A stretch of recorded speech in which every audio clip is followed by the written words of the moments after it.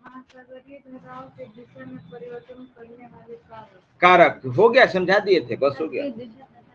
महासागरीय धाराओं की दिशा में परिवर्तन करने वाले कारक में तट की दिशा, आकार, तलीय स्थलाकृति, मौसमी परिवर्तन बता ही दिए थे, हो गया। पृथ्वी का परिभ्रमण भी है। चलिए आज हम लोग देखेंगे, लिखिए, प्रमुख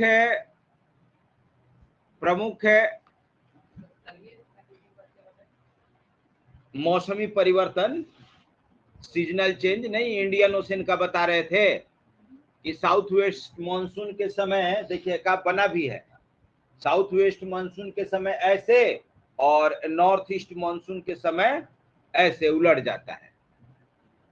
तो हवा का प्रभाव यहाँ काफी है। तो आइए,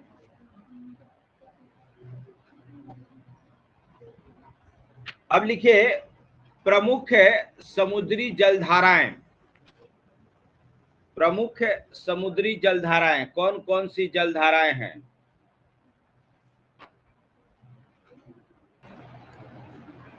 जलधारा में सबसे पहले हम लोग देखेंगे अटलांटिक महासागर की धाराएं।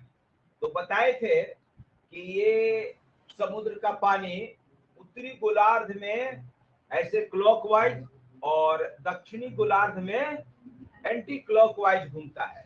अब कुछ नहीं, अब इसी को अलग अलग जगह पे अलग अलग नाम दे दिया गया है। देखिए बुक में, देखिए ये विषुवत रेखा, विषुवत रेखा के उत्तर में यहाँ जो चलती है धारा, इसको नाम दिया गया नॉर्थ इक्वेटोरियल करंट, लिखा है उत्तर विषुवतीय जलधारा। अब देखिए यही जलधारा जब आगे बढ़ा तो यहाँ मैंने जगह होने के वजह से कुछ इसका पानी इसमें घुस गया और कुछ ऊपर निकल गया। तो जो इसमें घुस गया, फ्लोरिडा जलधारा, कैरेबियन जलधारा, एंटिल्स जलधारा, कुछ भी नाम दिया जाता है।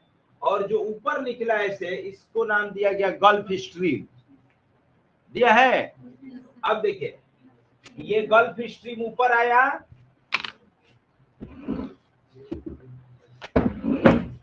अब देखिए इसका एक ब्रांच ऐसे सीधे निकल जाता है, ऐसे एक ब्रांच जो पछुआ पवन है, कल पढ़े थे ना प्लेनेटरी विंड का प्रभाव, पछुआ पवन के प्रभाव से इसका एक भाग एकदम सीधे निकल जाता है और एक भाग मुड़ जाता है। तो जो सीधे निकल गया इसका नाम हो गया नॉर्थ अटलांटिक ड्रिफ्ट, लिखा है।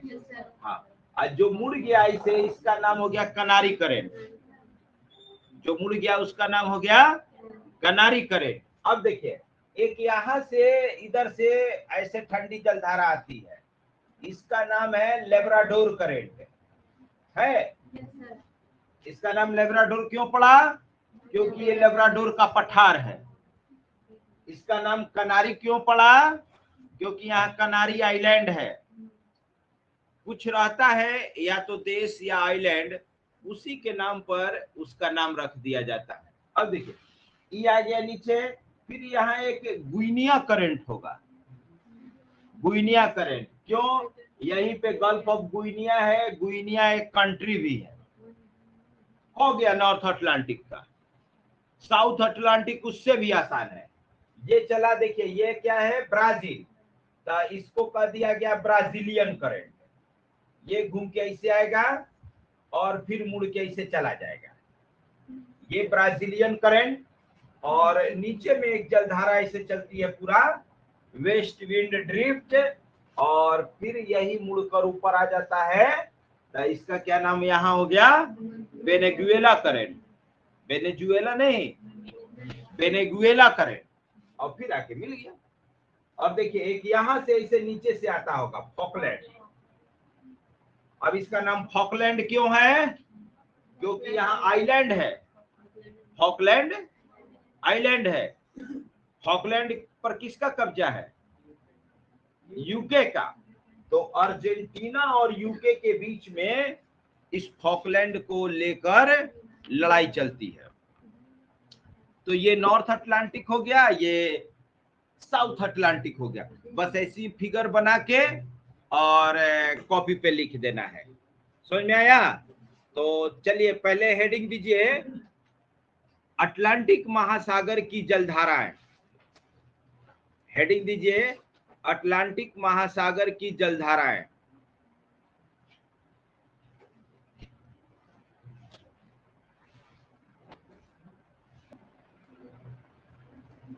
देखिए आप लोग भी इसी टाइप से इसको करिएगा। इजी है ना? कनेक्ट करिए। देखिए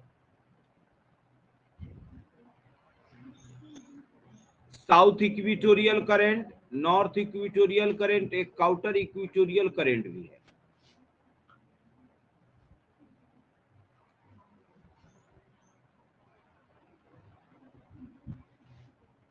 गुइनिया करंट, अंगोला करंट। देखिए एकदम सिंपल डायग्राम इसी टाइप से बनाना है, और इतना अफ्रीका और यूरोप बनाने की जरूरत नहीं है। और इस पे इतना जो लाइन खींचा है उतना भी जरूरत नहीं है। आप कुछ कुछ लाइन खींच सकते हैं, और एग्जाम में अगर आ जाए तो, हालांकि बीपीएससी तो मना कर दिया है कि कलरफुल पेन यूज नहीं करना है। पहले था कि अब करंट बनाना है तो वार्म को रेड से और कोल्ड को ग्रीन से बना देता था। अब बीपीएससी तो मना किया है, लेकिन यूपीएससी मना नहीं किया है। तो देख लीजिए ये वाला इमेज है, इस टाइप से आप बना सकते हैं बिल्कुल साथ। चलिए बना लिए आप लोग? लिखिए,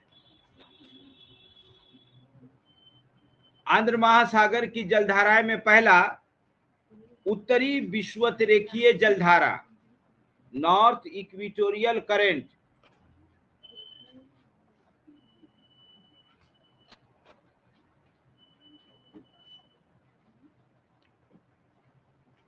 लिखिए, यह जलधारा विषुवत रेखा के उत्तर में, विषुवत रेखा के उत्तर में उत्तरी अटलांटिक महासागर में, उत्तरी अटलांटिक महासागर में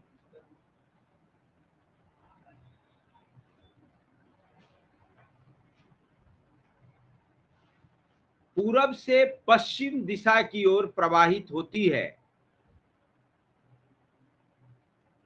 पूरब से पश्चिम दिशा की ओर प्रवाहित होती है।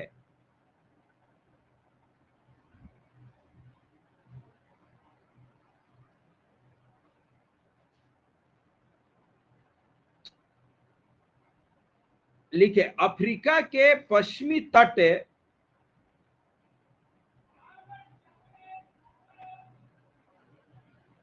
से प्रारंभ होकर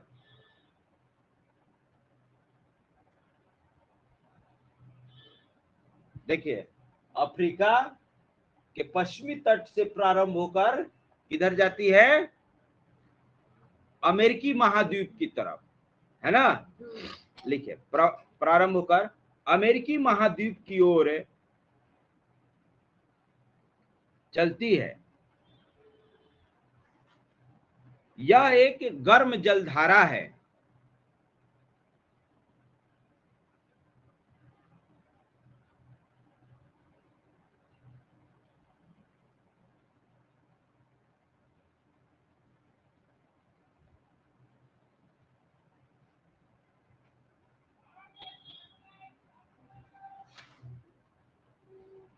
लिखिए, दक्षिण अमेरिकी तट पर पहुंचने पर, दक्षिण अमेरिकी तट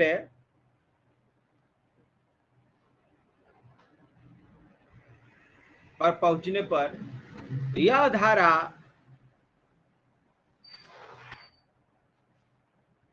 दो भागों में विभक्त हो जाती है।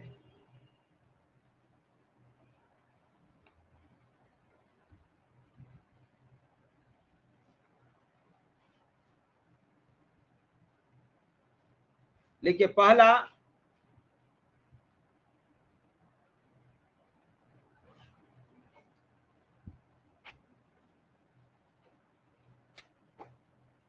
एंटिल्स जलधारा, पहला एंटिल्स जलधारा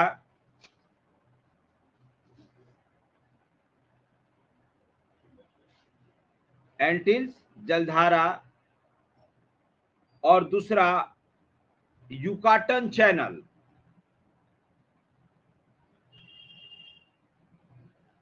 या यूकाटन चैनल नहीं, यूकाटन धारा लिखिए।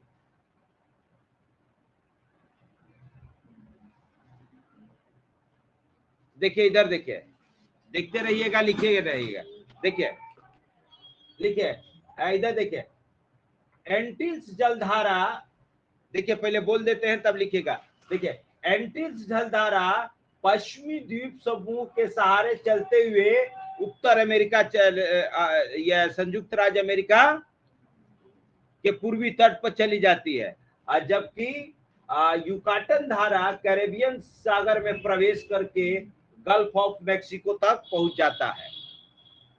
इससे आगे इसे फ्लोरिडा जलधारा के नाम से भी जाना जाता है। लिखिए लिखिए कि एंटिल्स धारा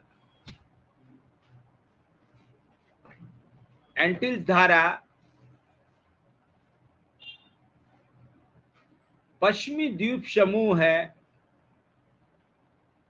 वेस्ट इंडीज जिसको बोलते हैं, पश्चिमी द्वीप समूह के सहारे उत्तर की ओर बढ़ते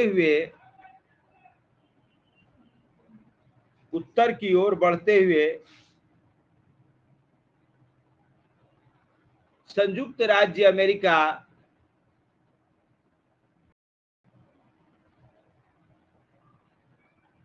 के पूर्वी तट तक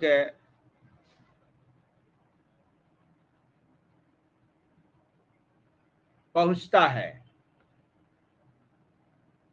पूर्वी तट तक, देखिए जो है बस लिखवा रहे हैं, रटना इसमें कुछ नहीं है। आपके सामने पूर्वी तट तक पहुंचता है, यहां तक आ गए हम लोग। अब देखिए यहीं से इसका नाम हो जाएगा गल्फ स्ट्रीम। यहां से जब आगे अब ये धारा बढ़ेगी तो इसका नाम हो जाएगा गल्फ स्ट्रीम। लिखिए अब पहले दूसरा ब्रांच लिखिए। लिखिए दूसरी शाखा या एंटिल्स धारा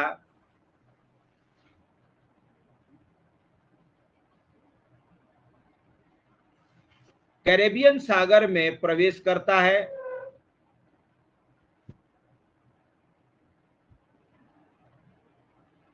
कैरेबियन सागर में प्रवेश करता है।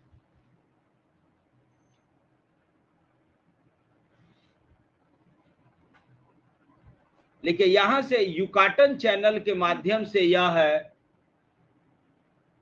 यहां से यूकाटन चैनल के माध्यम से यह है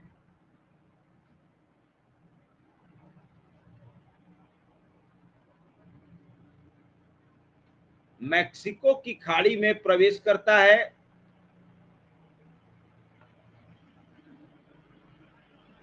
मैक्सिको की खाड़ी में प्रवेश करता है। लिखिए यहां से फ्लोरिडा स्ट्रेट होते हुए, हाँ क्या चीज, कि यहां से यह जलधारा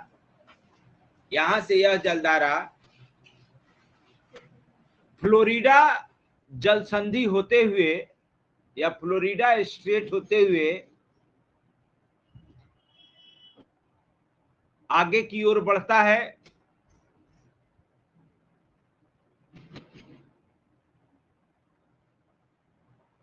देखिए फ्लोरिडा के पास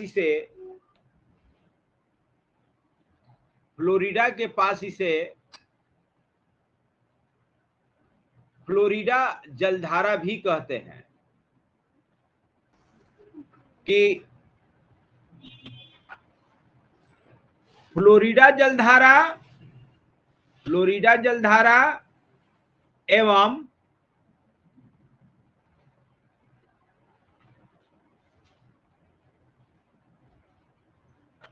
इसका क्या नाम था, एंटिल्स ना, ऊपर आया। एंटिल्स जलधारा, फ्लोरिडा जलधारा एवं एंटिल्स जलधारा मिलकर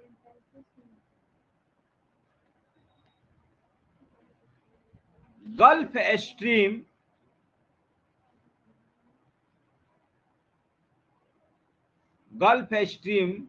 जलधारा का निर्माण करते हैं।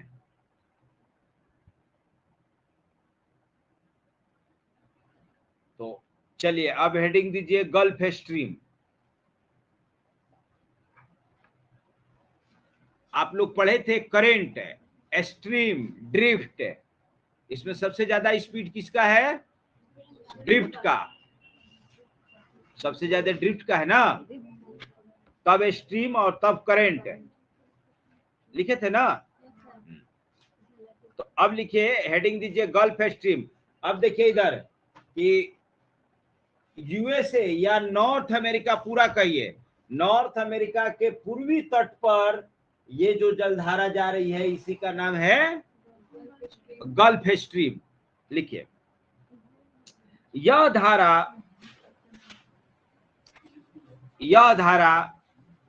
20 डिग्री उत्तरी अक्षांश, यह धारा 20 डिग्री उत्तरी अक्षांश, मैंने यहीं से इसका नाम दे दिया गया। देखो 23.5 ये है, 20 यहां हो गया। 20 डिग्री उत्तरी अक्षांश के पास मेक्सिको की खाड़ी से उत्पन्न होकर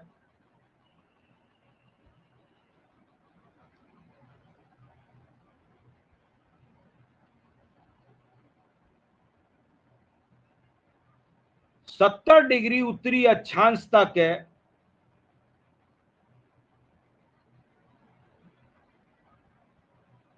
70 डिग्री उत्तरी अक्षांश तक पश्चिमी यूरोप के पश्चिमी तट तक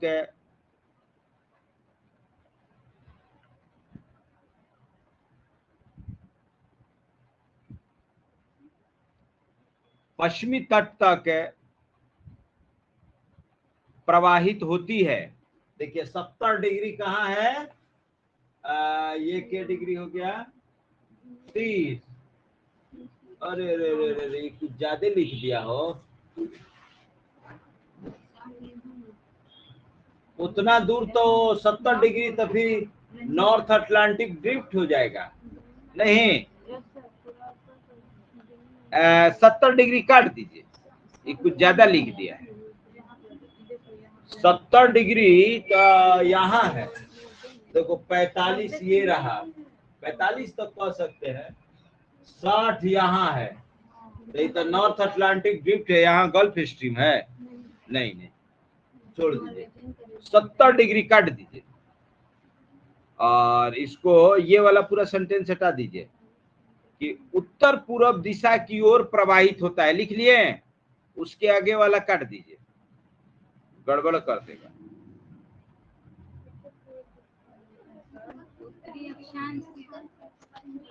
क्या लिखे थे,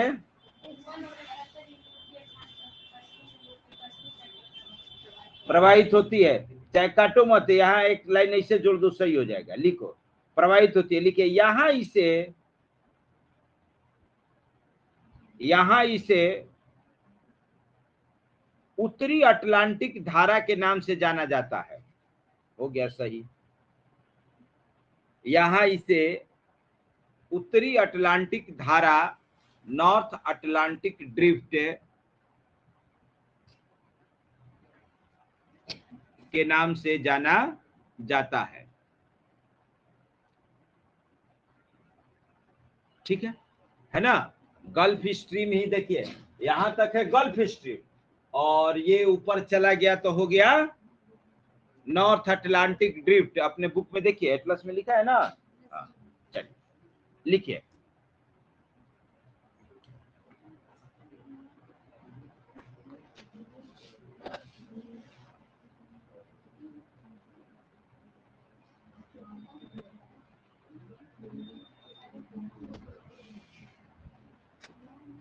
लिखिए गल्फ स्ट्रीम, यह एक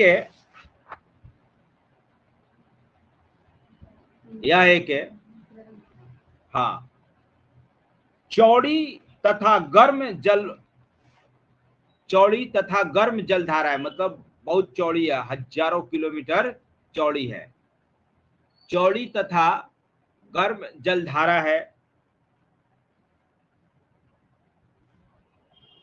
देखिए अपने दाहिनी ओर यह धारा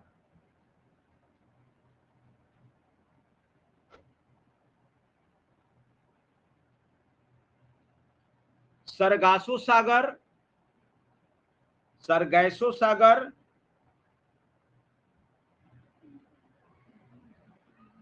तथा बाईं ओर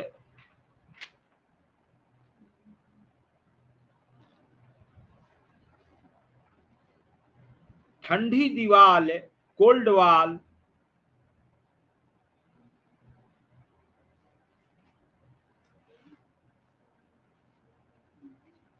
से अलग अलग ही रहती है, माने अलग करती है। एक तरफ सरागासो सी, एक तरफ कोल्ड वाल जो है कि समुद्र का पानी ना अपेक्षाकृत यहाँ कुछ ज्यादा ठंडा है, तट के किनारे किनारे वाला, तो उसी को कोल्ड वाल नाम दिया गया है।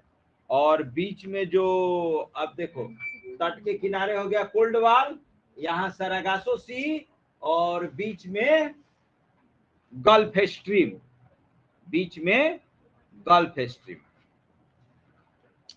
चलिए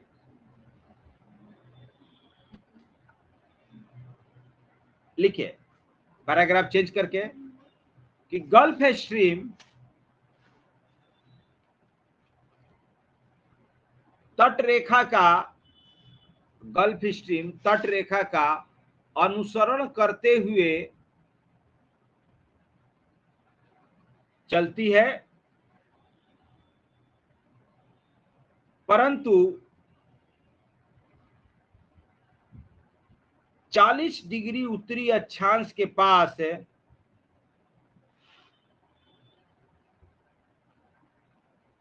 40 डिग्री उत्तरी अक्षांश के पास, देखिए 40 डिग्री कहाँ है, ये क्या डिग्री है, 30 डिग्री, ये 45 डिग्री, ठीक है, तो ये 45 हो गया, तो 40 लगभग यहीं पर होगा, नहीं तो यहीं के आसपास लिखिए।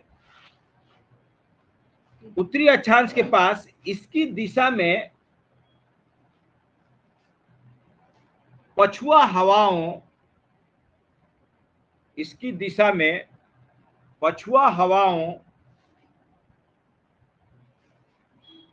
एवं पृथ्वी के विक्षेप बल, वही कोरियोलिस बल, पृथ्वी के विक्षेप बल के कारण अचानक परिवर्तन होता है।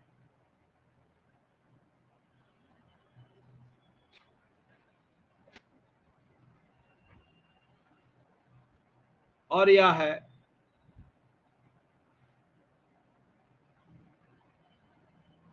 एकदम पूर्व की ओर मुड़ जाती है।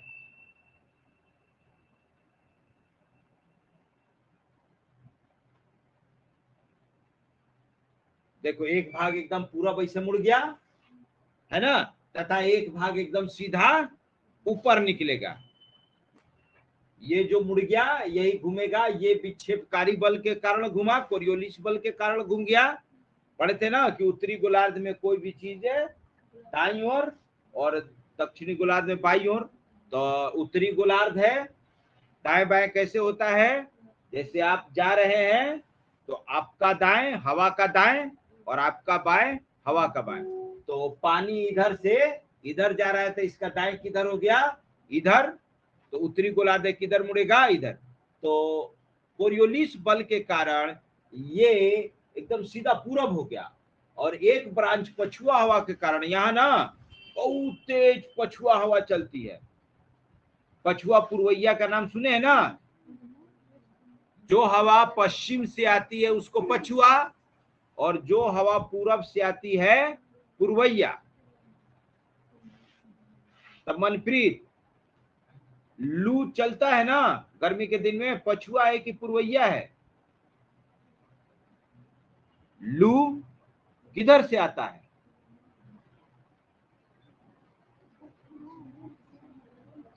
आए?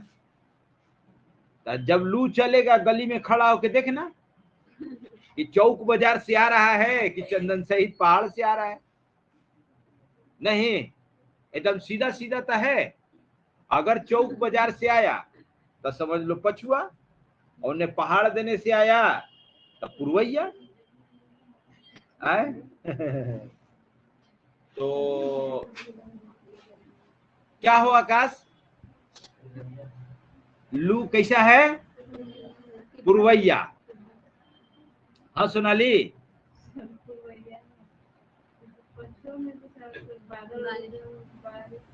ठंडा मौसम कर देता है पछुआ। क्या हो, पछुआ है कि पुरवैया? लू कैसे चलता है? लू इधर से आता है कि इधर से आता है? ऊपर से आता है। चलो इधर ना उधर नहीं था, सही कह रही है। कामे खत्म पछुआ पुरवैया का। क्या हो विशाल?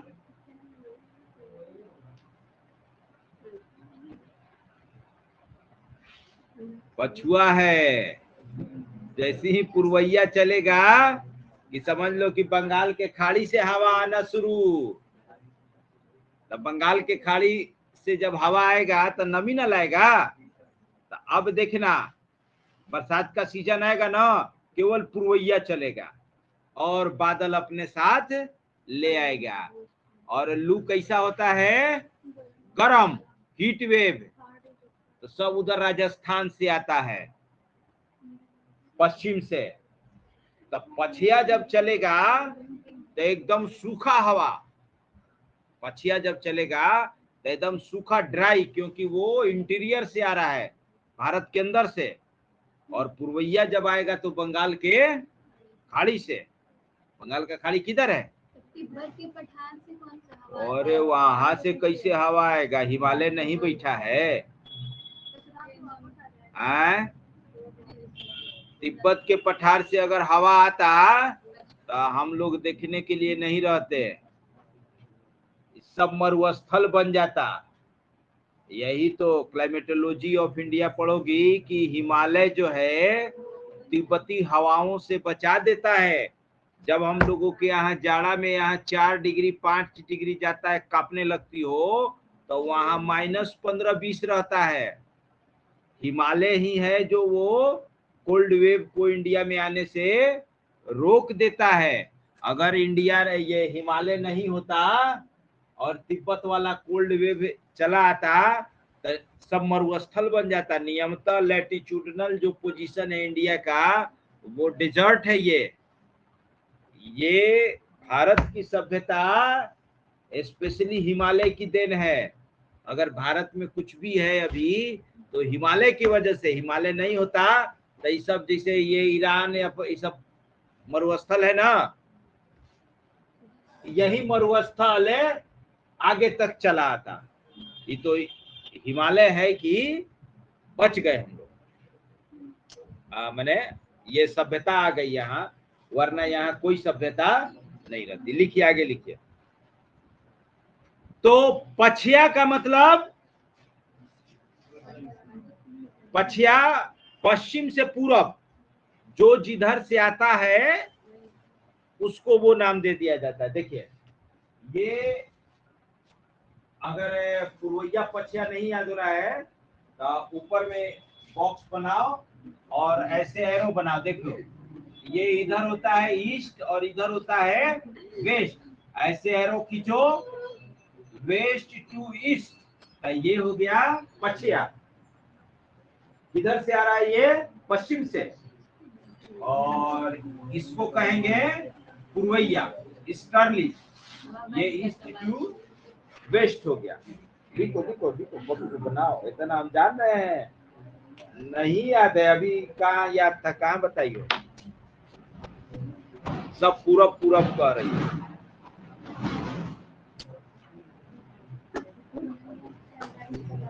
पूर्वैया बारिश कराएगा, अब पछिया एकदम मौसम खुशनुमा, माने उमस खत्म करेगा। अभी अगर पूर्वैया देखो, अभी पूर्वैया का कंडीशन इसलिए उमस है, जब पछिया चलेगा एकदम सूखा, उमस खत्म हो जाएगा। नंदन, डॉक्टर विंड पढ़े हो? डॉक्टर विंड कल कौन तो बोल रही थी, तुम पढ़ी हो? डॉक्टर विंड पढ़ी हो? बताओ कहाँ है डॉक्टर विंड? हाँ, अफ्रीका में चलता है। इसका रियल नाम क्या है? हाँ, हरमट्टन। देखो यहाँ ऐसे चलता है। इस इलाके में जब उमस होता है तो भयंकर महामारी फैलती है। भयंकर महामारी, जैसे कैसे हम लोगों के यहाँ बरसात में कलरा, डायरिया, उल्टी सब बढ़ने लगता है उमस के कारण। तो जब ये हवा हरमट्टन आता है इधर, एकदम ड्राई हीट वेव रहता है, तो मौसम को एकदम ड्राई बना देता है, ह्यूमिडिटी कम कर देता है, अचानक से बीमारी महामारी गायब हो जाती है। इसलिए इसको डॉक्टर वेव कहा जाता है या डॉक्टर विंड कहा जाता है। चलिए ये लिखिए। हाँ जी, तो एक तरफ क्या लिख रहे थे कि पूरब दिशा की ओर मुड़ जाती है। लिखिए कि यहीं पर लिखिए कि पछुआ हवा के प्रभाव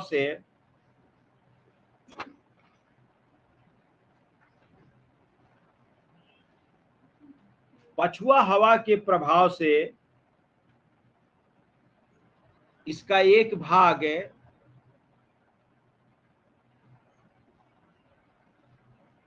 उत्तर पूरब दिशा में बहते हुए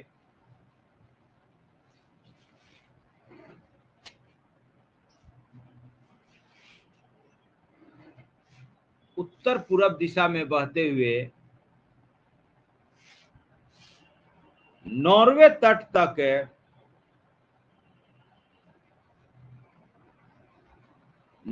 तट तक चला जाता है। देखिए ये रहा नॉर्वे, स्वीडन, फिनलैंड, है ना? नॉर्वे, स्वीडन, तो एक ब्रांच चला गया इधर नॉर्वे तट तक। अब देखिए एक ऐसे निकलेगा और एक ऐसे निकलेगा। अब यहाँ ये दो ब्रांच में बटेगा। लिखिए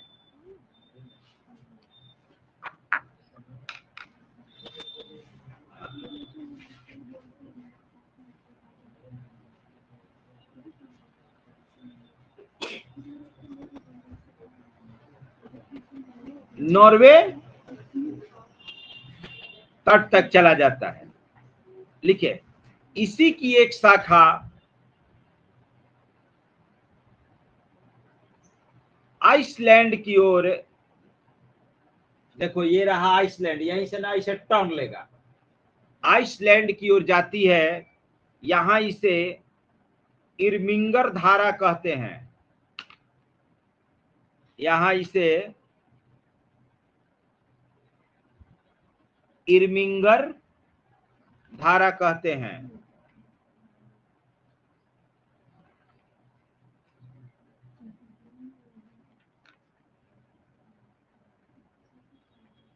लिखा है इरमिंगर? नहीं लिखा है, बहुत छोटा है इसीलिए नहीं लिखा। चलिए तो ये हो गया आपका नॉर्थ अटलांटिक ड्रिफ्ट। अब देखिए हम कहाँ हैं अभी? अटलांटिक में। हम कहाँ हैं अभी? इधर देखिए लोग, ये ना गल्फ स्ट्रीम यहाँ कैसे मुड़ता है, तो इसका नाम हो जाता है कनारी करेंट। क्यों? क्योंकि यहीं पर है कनारी आइलैंड।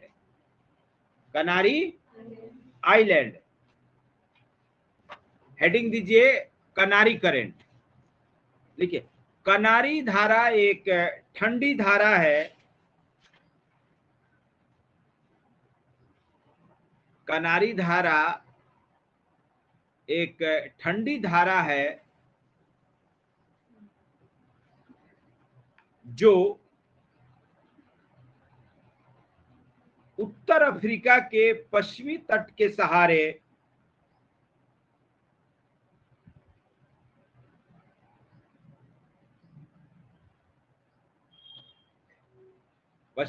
सहारे मडेरिया तथा केप वर्डे, मडेरिया तथा केप वर्डे के बीच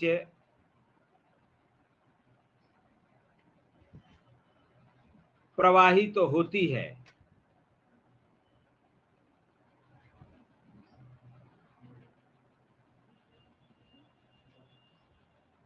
देखिए मडेरिया केप वर्डे यहाँ पे क्या है, आइलैंड है।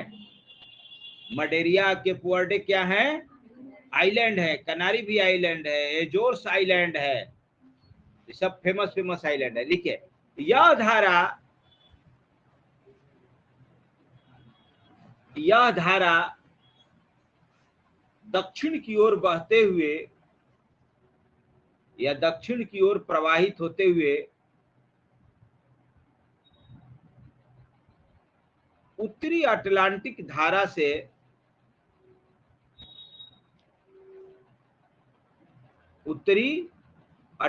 धारा से मिल जाती है।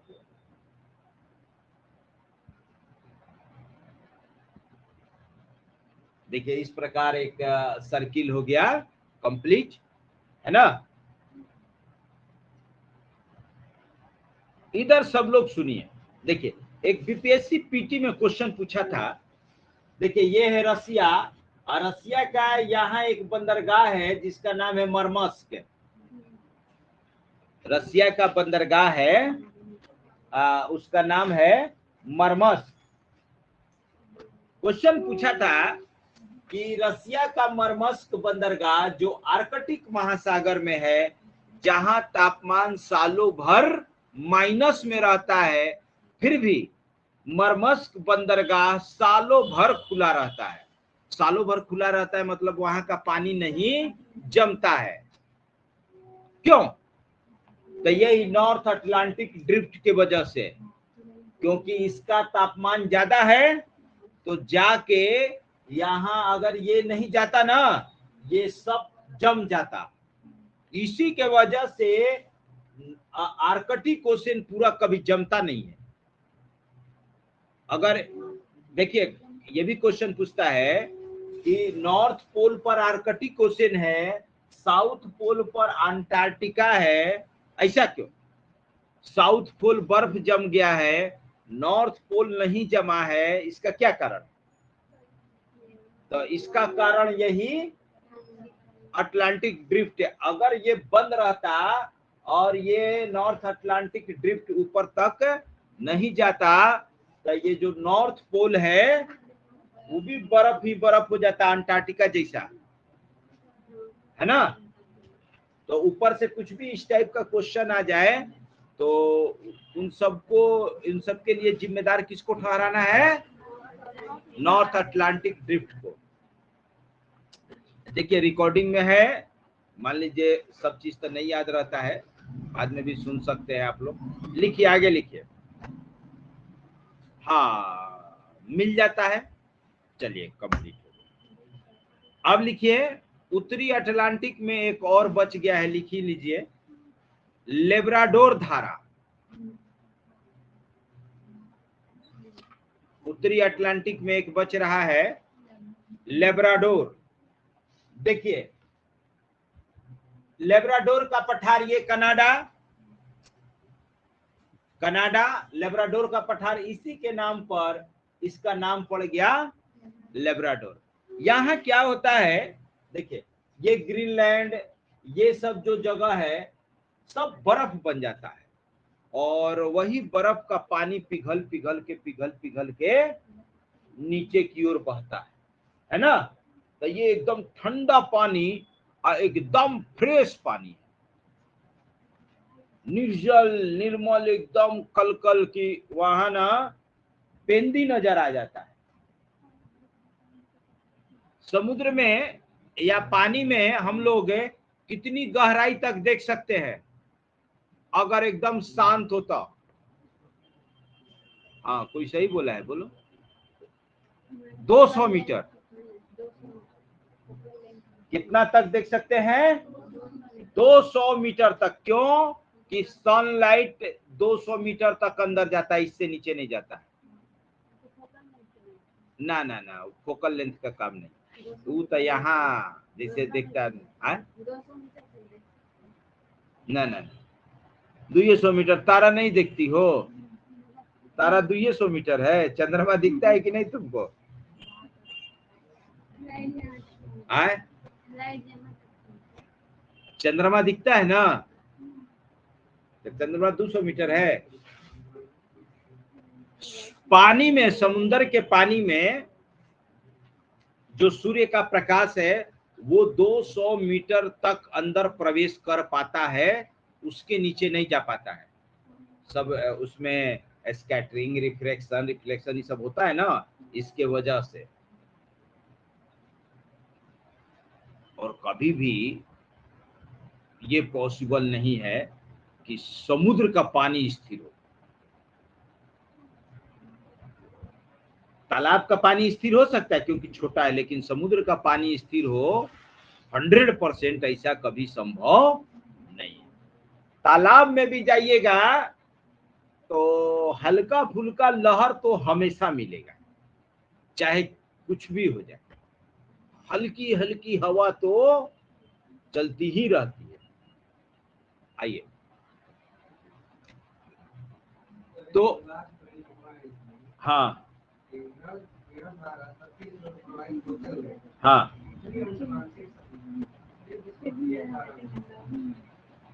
अतः उत्तरी अटलांटिक धारा, चाहे उत्तरी अटलांटिक विश्वतीय धारा लिखो।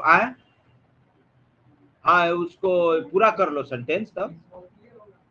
अरे उत्तरी अटलांटिक को चाहे उत्तरी विश्वतीय सेम है, उसी को कहते हैं।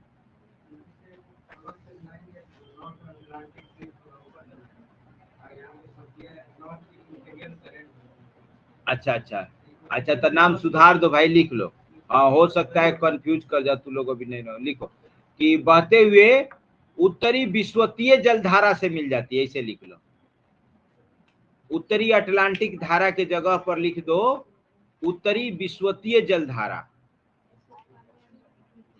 सुधार दो उसको। हाँ कंफ्यूजन हो जाएगा।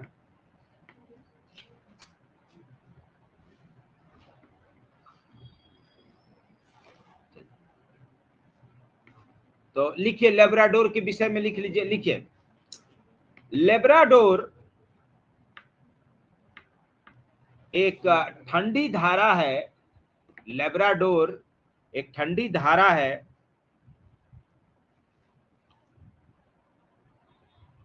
जो बैफिन की खाड़ी, बे ऑफ बैफिन तथा डेविस जल डमरू मध्य, वही है डेविस स्ट्रेट, बैफिन की खाड़ी तथा डेविस जल डमरू मध्य से प्रारंभ होकर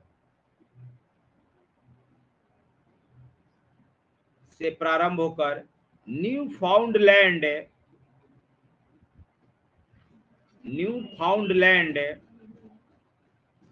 तट से होती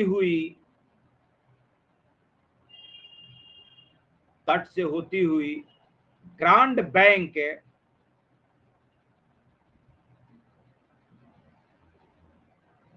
के ऊपर से गुजरती है।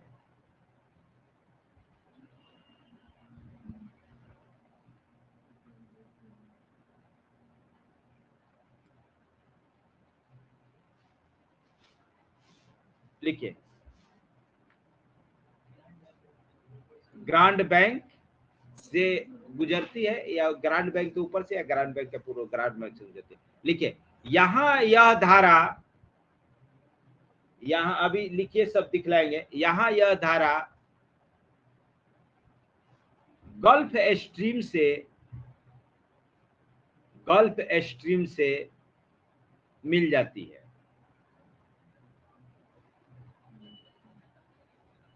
गल्फ स्ट्रीम से मिल जाती है। इधर देखिए, ये ऊपर से लेब्राडोर आ रही है, यही है न्यूफाउंडलैंड आइलैंड, ये रहा कनाडा का है, ठीक है। यहीं आके ये लेब्राडोर और ये गल्फ स्ट्रीम दोनों आपस में मिलता है।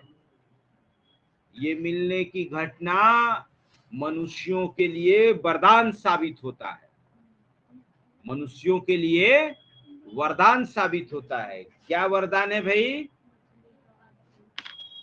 फिशिंग इंडस्ट्री के लिए, फिशिंग इंडस्ट्री के लिए क्या फायदा होता है? ये जो ठंडा पानी है, सुनिए इधर, ये जो ठंडा पानी है, इस पानी के साथ ऊपर से जू प्लैंकटन नहीं, फाइटोप्लैंकटन बह कर आते हैं, और जैसे ही गर्म पानी से मिलता है तो वो उस फाइटोप्लैंकटन में बहुत ग्रोथ होता है, तेजी से और बढ़ते हैं गर्मी से, और उस फाइटोप्लैंकटन को खाने के लिए भारी मात्रा में जू प्लैंकटन आते हैं, भारी मात्रा में जू प्लैंकटन आते हैं, और इस जू प्लैंकटन को खाने के लिए भारी मात्रा में मछलियां आती हैं, और जब मछलियां आ गई तो इंसान पहुंच गया, है ना। मछलियां आ गई तो इंसान पहुंच गया। अभी लिख लीजिए, फिर अभी बताएंगे कि ये होता क्या है। फाइटोप्लैंकटन जू प्लैंकटन बायोलॉजी वाला है इसमें कोनो है? तुम हो, बताओ क्या होता है? अरे नहीं पता है। ये फूड वेब नहीं, फूड वेब है या food chain, oceanic food chain, ये तो पास करवा देता है। चलो लिख, तू लोग भी नहीं सुनी हो फाइटोप्लैंकटन जू प्लैंकटन का नाम? लिखिए लिखिए लिखिए, अभी उसको समझा देंगे। लिखिए, पैराग्राफ चेंज करके मिलती है। लिखिए कि लेब्राडोर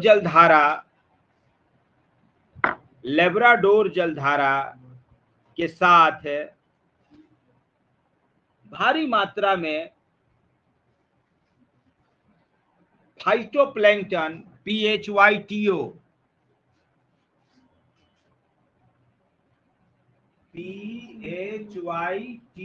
फाइटोप्लैंकटन भारी मात्रा में फाइटोप्लैंकटन बह कर आते हैं।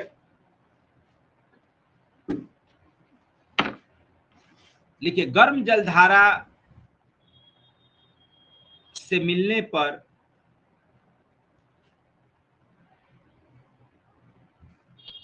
इनमें तीव्र विकास होता है।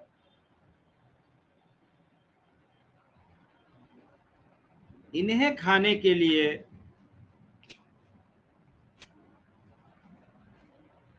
ZOO जू प्लैंकटन आते हैं।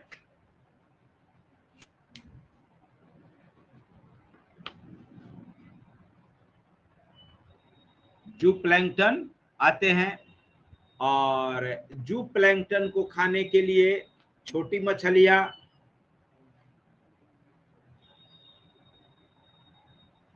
छोटी मछलियां को खाने के लिए बड़ी मछलियां,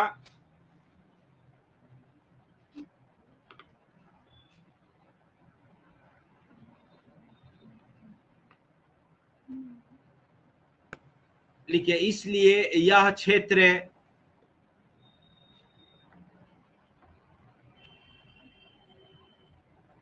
विश्व का प्रसिद्ध है। इसलिए यह क्षेत्र विश्व का प्रसिद्ध है।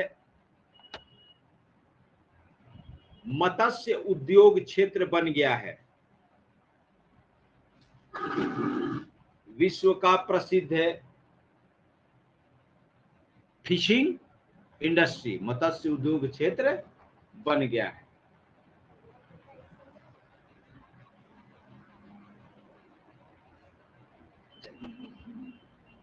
देखिए ये रहा ग्रीनलैंड, तुम लोग हो नॉर्थ अमेरिका निकालो, सब नाम ना देखना चाहिए। यहाँ देखो पैट्रिक में लिखा है ना लेब्राडोर सी, यही है लेब्राडोर प्रणाली, कनाडा देश है ना।